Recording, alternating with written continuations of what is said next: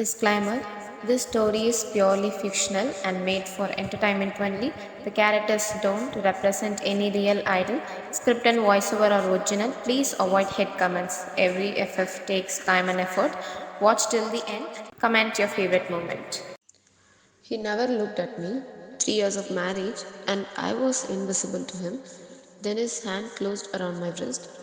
Before I could breathe, he dragged me against the wall, eyes dark, wild, desperate. And when he kissed me, I realized the cold dustbin I had known was gone. Obsession had finally won. The marriage that never bloomed. The rain whispered against the windows like a secret begging to be here. Outside, the city droned under a restless sky, but inside their apartment, the silence was louder than any thunder. Your name stood in the kitchen, the sleeves of a cotton kurta rolled to her elbows, her fingers soaked in soap and warm water, her damp nightwear clung slightly to her waist as she scrubbed the last plate without a word. A few strands of her hair had escaped her loose bun, sticking to her cheek. Her face looked tired, not from work but from the weight of the 3 long years. Behind her, the front door clicked open. She didn't need to turn to know it was him. Kook. She could already sense the shift in air, that heavy, stormy silence that followed him everywhere. He walked in drenched from the rain, his black shirt stuck to his chest, outlining his build under the dim hallway light. Without a glance at her, he tossed his keys on the table and ran a hand through his messy hair, drops of water falling to the marble floor. She didn't speak, not anymore. The days of asking if he had eaten or how he days was were long behind them. You're late, she said quietly, her tongue flat. I don't owe you explanations, he replied, unbothered, fingers tugging open the top 2 buttons of the shirt. The silver chain around his neck gleamed faintly against the skin. That chain, the scent of rain and wood that clung to him, that sharp jaw and cold voice, once they made, once they made your heart itch. Now they made it sink. He brushed past her, his shoulder lightly grazed hers, still no touch, no warmth. Not once in 3 years had he looked at her like a husband should. Not once had he reached for her hand or whispered something soft in the dark. 3 years of silence, of sharing same roofs, the same table, but never the same breath. She was his wife, not really. She was a shadow living beside a man made of walls, and yet tonight something felt different.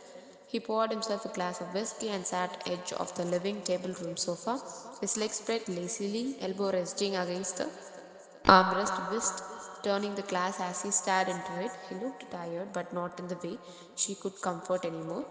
Do you hate me that much? She asked suddenly, arms folded across her chest. He looked at her slowly, eyes blank. I don't feel anything for you. That's different. Her lips parted at the bluntness, but she swallowed it down. Then why marry me at all? He set the glass down, harder than necessary. His voice was sharper now. Ask your father, he begged mine for the silence. Alliance. She stepped closer, her tongue growing colder. You think I wanted this? To be locked in a palace with a stranger who treats me like I don't exist. He stood now, eyes narrowing. Better than being touched by someone who doesn't love you. That line cut deeper than he probably intended. She turned away, but his voice came again, quieter, lower, almost pained. You are better off this way. I am not the kind of man who brings warmth. Her chest edged not from his cruelty but from the truth of it. He was cold, frozen from the inside out, and she, as tired, tried to melt him, tried to reach him. But he never let her in. Yet he noticed the way her nightwear sometimes have the curves after a shower, the small scar on her left wrist, the way she hummed under her breath when annoyed, or how she could tuck her hair behind her ear when thinking. He noticed everything, but he never allowed himself to react because he was fighting for it every day, every single night.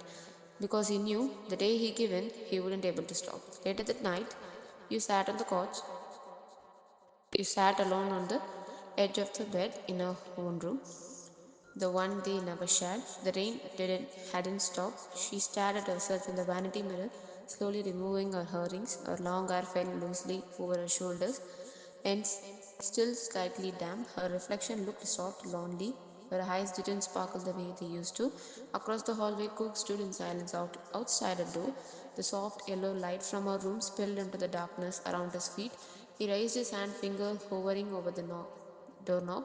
He stared at it for a long moment. He could walk in, he could say anything, something, apologize, explain, touch or start, but he didn't. He clenched his jaw and walked back to his room, closed the door behind him with a feral thud that echoed louder than a scream.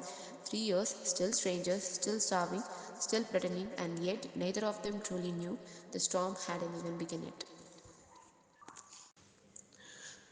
Cook cold mask begins to crack. He sees you, really sees you, in your traditional beauty, and the opposition he buried deep inside begins to surface uncontrollably.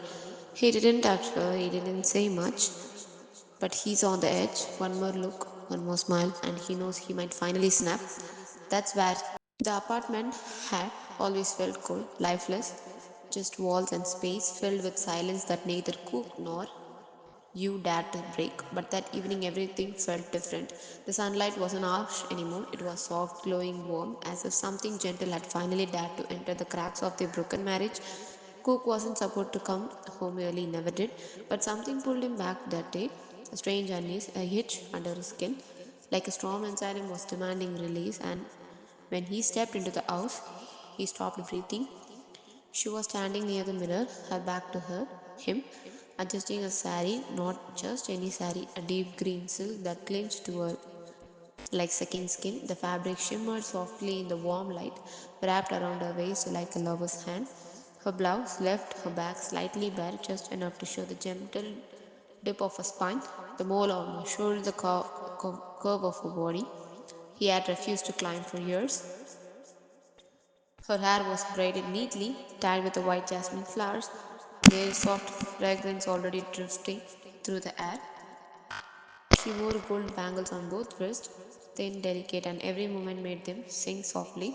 He had seen her dressed beautifully before, but this shattered him. He forgot to breathe, his hands still, his jaw locked. She smiled, and I never really seen her until now. His eyes drank her in every detail, her waist, her earrings, the way her long lashes fluttered as she smiled faintly to herself in the mirror. She hadn't noticed him yet. That was the most dangerous part. She was just being herself, soft, unaware, natural, and that version of her hit him harder than anything ever had. He walked to walk away. He wanted to walk away, say nothing, pretended he didn't see her. That's what he always did. Hide behind his cold mask, build walls she could never climb. But now he couldn't move. She turned, finally noticing him. There was a flicker of surprise on her face. Her eyes widened just a little, but then she quickly put her guard back up, settling into the usual awkward silence they had grown used to. "You're back early," she said, her voice even. He looked at her, still frozen, still unable to believe she was real. "You're wearing that?" he replied, voice unintentionally low, almost strained. Her brow drew slightly together. "It's a sari. Mom asked me to wear something traditional for the gathering." He nodded, but his throat was dry. Inside, something dark and hot twisted through his chest. It wasn't just desire, it was frustration, regret, hunger, obsession. 3 years of marriage, and he had buried every feeling like a coward. He thought he could protect her from himself. He believed staying away would be better for both of them. But now, just the way of silk slid across her skin, just the sound of his soft anklets against the tile floor, it was undoing him. She walked past him toward the dining table, adjusting a pillow. The smooth tip of her waist flashed for a second before being hidden again by the fabric, and he lost it. Not outwardly, not with actions, but internally, even a bit of restraint fracture. He wanted to grab a wrist, pull her against the wall, tell her how many nights he had laid awake imagining what she had looked like this, not for others, but for him. "You shouldn't wear that around me," he muttered under his breath. It slipped out, the truth he never wanted to say, meant to say. She paused. "What?" "Nothing," he replied quickly. "Forget it." But nothing about this was unforgettable. She kept moving innocently, but for him, every moment was a trigger. He watched her from the sofa as she helped set the table, her bangles Chimming softly, she brushed her hair behind her, answered a quick call, smiling politely at someone on the phone. Everything she did drove him insane, and still he sat there, not moving, not speaking, because he couldn't trust himself. What would happen if I touched her? Now, what would happen if I whispered her name and she looked at me like the way she used to? He dragged a hand through his hair, walked to the balcony, tried to calm down, but it didn't help. He closed his eyes, trying to breathe in the air, but all he could do smell was rose and sandalwood, a signature scent, soft, subtle, like the version of her he never allowed himself to touch. He was supposed to be cold, untouchable, and a man of discipline and distance, but now he was unraveling. He had spent 3 years keeping his hands off her.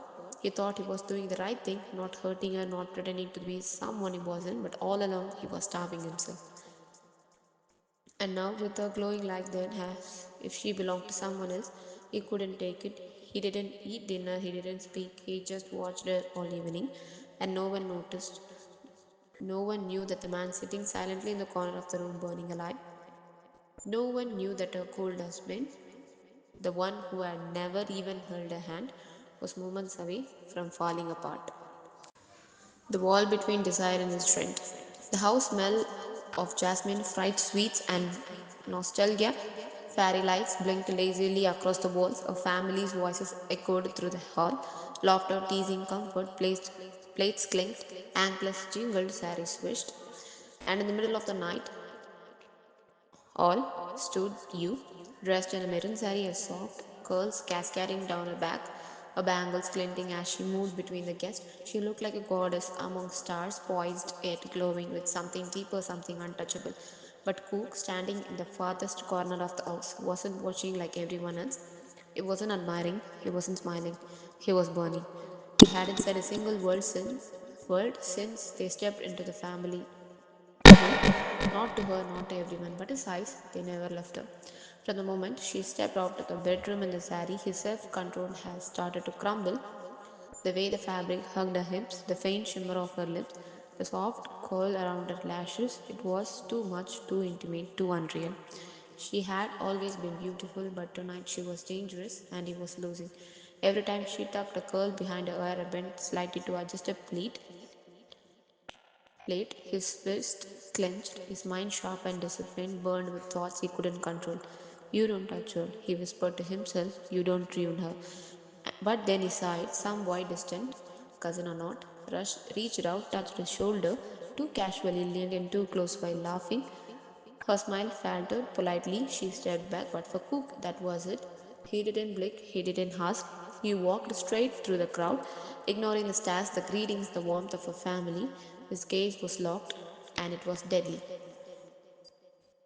She sensed him before she saw him, her spine straightened, her eyes widened just a fraction, and then he was in front of her, his hand wrapped around her waist, not tightly but with purpose, possessive, controlled. We are leaving, he said, voice low, unreadable. Her heart skipped. What? Now. The steel in his tone was like a command, not a request. People turned, the hair shifted, eyes locked onto them. She blinked. Cook, this is mine. I don't care. Her uncle stepped forward. Hey, what's happening? Cook didn't spare him a glance. Don't interfere. His grip never hurt her, but it shook her. His eyes weren't angry, they were wrecked, hungry, terrified. And before she could say anything else, he was pulling her away through the stunned crowd, past the marigold garlands, out of the front door. No one stopped him, no one dared. The garden behind the house was quiet, dimly lit, cool under the moonlight. The sounds of laughter faded behind them as he dragged her toward the back wall. Her back hit the cold cement, his hand braced against the wall, caging her in but never touching. His arms were beside her shoulders, his face inches from hers, his breath unsteady. And she was furious. What the hell is wrong with you? She shouted, her chest rising. He didn't answer. His gaze swept down her face, the soft kajal lining her lines, the red lips slightly parted from the shock, the baskin of her back where the sari dipped too low. He closed his eyes briefly, jaw clenching. You let him touch you, he said, voice almost strangled. She stared at him like he'd gone mad. He's my cousin. It doesn't matter. You never cared before. Why now? He leaned in, still not touching, but so close she could feel the heat radiating off him. Because this is my first time, I couldn't look away. Her throat tightened. What? You wore this, he whispered. This sari, this perfume, you wore it like a weapon, and now I can't even think. She swallowed. You're out of your mind. He laughed breathlessly. Maybe I am. She tries to push past him. His arms didn't move, still no touch. There's just that burning gaze. You think I wore this is for you? She asked. No, that's the problem. You never do, and I want to tear it off. The silence after that line was deafening. Her hands were shaking. 3 years, she whispered. 3 years of silence, of you ignoring me, and now you suddenly care because a cousin touched my shoulder. His eyes didn't leave us. You don't know how many nights I stood outside your window door. Her breath caught. I heard you cry, and I now wanted to come in, but I knew if I held you once, I wouldn't stop. She stared. Then, why did you marry me? Because I was forced. But staying away from you, that was all me. That was my cowardice. Her eyes shimmered with something fierce. And now, she, he didn't answer with words. His gaze dropped to her lips, slow, painful, obsessive. Now I'm not. Now I'm not strong anymore. Her hands rose to her chest, trying to push past him again, but he didn't move. Still no touch, still no kiss. Every breath between them felt like skin on skin. You don't get to climb me now, Cook, she said, voice trembling. I know. You don't get to look at me like this. I always looked at you like this. You just never saw. Her heart, her heart thundered. I hate you, she whispered. Good, he replied, voice low and soft, because I hate how much I want you. Drew's lips, broken walls. The moment she stepped back into the house, the warmth of the celebration felt suffocating. The fairy lights, the crinkling plates, the music that once filled the air, everything seemed to halt. She walked in with fire in her steps, her sari slightly wrinked, hair loose from the struggle, and her breath uneven. People noticed, conversation passed. Her mother stood by the foot counter, eyebrows raised in confusion. Her uncle looked toward the door as Cook followed in, slow, steady, like a storm refusing to be tamed. She spun around to face him before anyone could speak. Her voice cracked through the tension. You humiliated me in front of my family. Cook didn't blink. He didn't care who was watching. His dark eyes never left hers. You dragged me out like I was some object. He stepped closer. His voice was calm but laced with something dangerous. You're mine. A gasp rose in the background. Her fist clenched.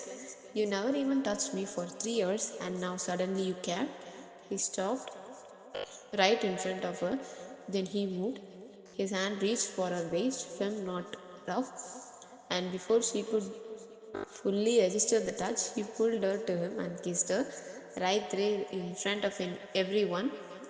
It wasn't gentle, it wasn't kind, it was release. 3 years of silence exploded into the kiss. His mouth moved against her like he had been starving, like she was the only thing that ever existed.